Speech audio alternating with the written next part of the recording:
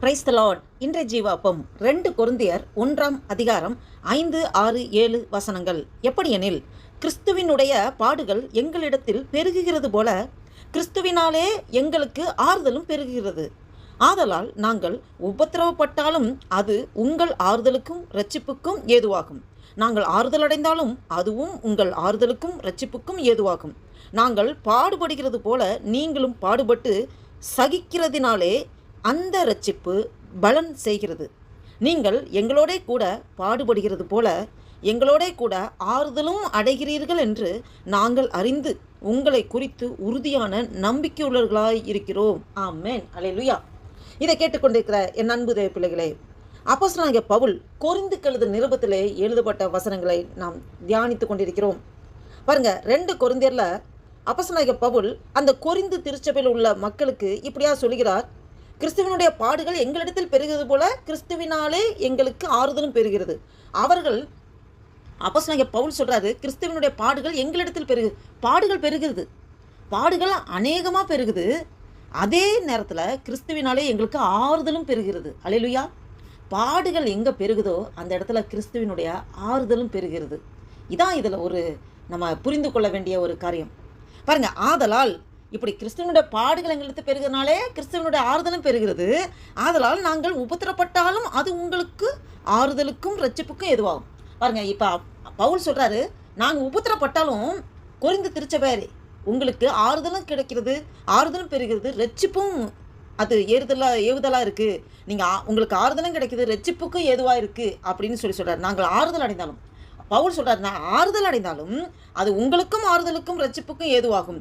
அப்போ ஆறுதலுக்கும் இரட்சிப்புக்கு ஏதுவாகும், ஆறுதல் அடைந்தாலும் அதுவும் உங்களுக்கு ஆறுதலுக்கும் இரட்சிப்புக்கு ஏதுவாகும். அப்போ நாங்கள் பாடுபடுவதால நீங்களும் பாடுபட்டு சகிக்கிறதுனாலே அந்த இரட்சிப்பு பலன் செய்கிறது. அல்லேலூயா. அப்போ பாடுபடும்போது பொறுமையாக சகிக்க வேண்டும். ஆமேன். இதை கேட்டுக்கொண்டிருக்கிற நண்பு தேவ பிள்ளைகளே, உங்களோடும் என்னோடும் ஆவியானவர் பேசிக்கொண்டிருக்கிறார். நமக்கு அநேக பாடுகள் உண்டு. நம்முடைய வாழ்க்கையிலே அநேக விதமான உபத்திரங்கள், பாடுகள், வேதனைகள் உண்டு. ஆனால் அதை பொறுமையோடு நாம் சகித்தோம் என்றால் பாருங்க, அந்த சகிப்பு தான் நமக்கு இரட்சிப்பை கொண்டு வருகிறது. நமக்கு கிறிஸ்துவினிடமிருந்து ஆறுதல் கிடைக்கிறது. பாருங்க, நீங்கள் எங்களோட கூட பாடுபடுகிறது போல எங்களோட கூட ஆறுதலும் அடைகிறீர்கள் என்று நாங்கள் அறிந்து உங்களை குறித்து உறுதியான நம்பிக்கையுள்ளவர்களாக இருக்கிறோம். ஆம் என் தேவ பிள்ளைகளே, நாம் பாடுபடுகிறது அது நன்மைக்கே. பாடுகள் நம்மளை இரட்சிப்புக்கு ஏதுவாக நடத்துகிறது, கிறிஸ்துவின் ஆறுதல் வழியாக நடத்துகிறது. நாம் ஆண்டவர் மேலே உள்ள நம்பிக்கையிலே நாம் விசுவாசமாக உறுதியாக இருக்க வேண்டும். உங்கள் மீதும் என் மீதும் தேவன் அவர் அனாதி நம்பிக்கை வைத்திருக்கிறார். என் மகள் என் மகன் பாடுகளை சகிப்பாங்க. திராணிக்கு மேலாக சோதிக்கப்பட ஒரு நாளும் ஆண்டவர் விடமாட்டார். எந்த பாடுகளோ உபத்திரங்களோ நெருக்கங்களோ இடர்பாடுகளோ என்ன வந்தாலும் தேவன் அனுமதிக்காமல் எதுவுமே, பிசாசு கூட நம்மளை தேவன் அனுமதிக்காமல் டச் பண்ண முடியாது.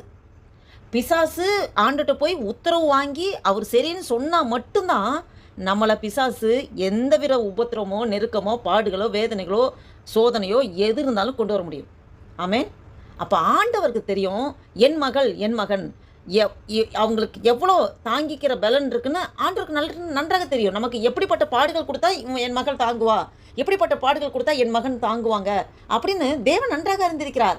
பாடுகளையும் கொடுத்து அது தாங்குவதற்கான பலனையும் தந்து ஆண்டவர் கிறிஸ்துவின் ஆறுதலையும் தந்து நம்மளை இரட்சிப்புக்கு ஏதுவாக நடத்துகிறார். ஆமேன்.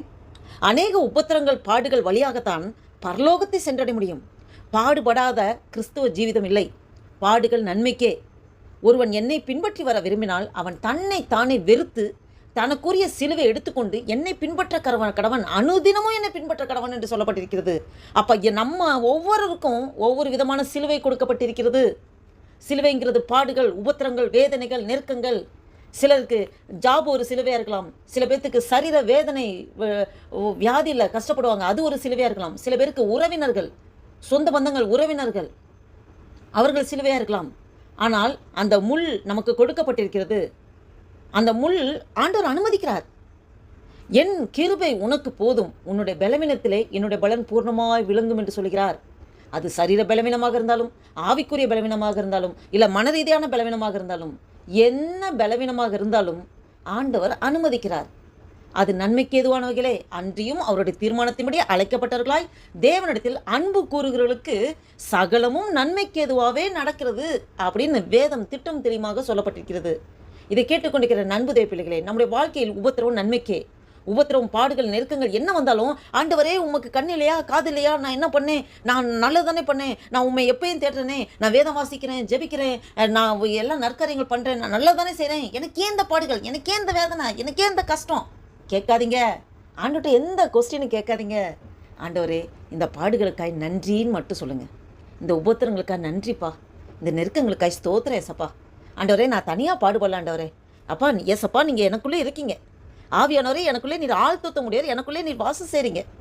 இந்த பாடுகள்லாம் நீங்கள் தாங்கிக்கிட்டு அதுக்கப்புறம் மிச்ச மீதியை தான் எனக்கு தரீங்க ஆண்டவரே. இந்த தாங்கிக்கிற பலனையும் நீங்கள் தரீங்க. நன்றி இயேசுவேன்னு மட்டும் சொல்லுங்கள். அல்லேலூயா. உங்களையும் இந்த வீடியோவை கேட்டுக்கொண்டிருக்க பார்த்து கொண்டிருக்க உங்கள் ஒவ்வொருவரோடும் அடிமை என்னோடும் ஆவியானவர் திட்டம் தெளிவாக பேசிக்கொண்டிருக்கிறார். நாம் ஒவ்வொருவரும் பாக்கியவான்கள், பாக்கியவதிகள். நாம் பாடுபடுவது நன்மைக்கே, உபத்திரவும் நன்மைக்கே. நான் உபத்திரப்பட்டது நல்லது, அதனாலே உடைய பிரமாணங்களை கற்றுக்கொண்டேன்ற வேத வசனத்தைப்படி எல்லாம் நன்மைக்கு எதுவாக நடத்துகிற தேவனுக்கு நன்றி செலுத்துவோமா? இந்த நன்றி சிந்தையோடு ஒரு புதிய நாளைக்குள் ஆண்டவர் நம்மை நடத்தி கொண்டு வந்திருக்க தேவனுக்கு கர்த்தரை நோக்கி பார்த்து நன்றி இருதயத்தோடு ஜெபம் செய்வோம். ஹல்லேலூயா. நன்றி தகப்பனே, நன்றியோடு துதிக்கிறோம் ஆண்டவரே. துதிகள் மத்தியில் வாசம் செய்கிற தேவனே நன்றியோடு துதிக்கிறோம் ஆண்டவரே. மகிமையின் தேவனே துதிக்கிறோம், கிருபையின் தேவனே துதிக்கிறோம். நன்றி இயேசுவே, நன்றி இயேசுவே. இந்த 2026 வருஷத்தின் ஆண்டவரே 5வது மாதமாகிய மே மாதத்தின் 2ஆம் தேதியை காண கிருபை செய்த தேவனே உமக்கு கொடான கொடி ஸ்தோத்திரம் ஐயா. நன்றி தகப்பனே. ஆண்டவரே இந்த வாசித்த வேத வசனத்தின்படி ஆண்டவரே அப்பா, பாடுகள், உபத்திரங்கள், நிந்தைகள், நெருக்கங்கள் எது வந்தாலும் ஆண்டவரே நீ நன்மைக்கு எதுவாய் செய்கிறீர். கிறிஸ்துவின் ஆறுதல் எங்களுக்கு நீர் தருகிறீர் ஆண்டவரே. உம்முடைய ஆறுதலை தருகிறீர் ஆண்டவரே. அப்பா இதன் மூலமாக இரட்சிப்பில் நாங்கள் பலனடைய அப்பா ஆண்டவரே அனுதினமும் எங்கள் இரட்சிப்பு நிறைவேற பிரயாசப்படுங்கள் என்று சொல்லியிருக்கிறார் ஆண்டவரே. அப்பா ஒவ்வொரு நேரமும் ஒவ்வொரு நாளும் ஆண்டவரே அப்பா எங்களுக்கு நீர் தந்த அந்த இரட்சிப்பை ஆண்டவரே நாங்கள் ஆண்டவரே பிரயாசப்படுகிறோம் ஆண்டவரே.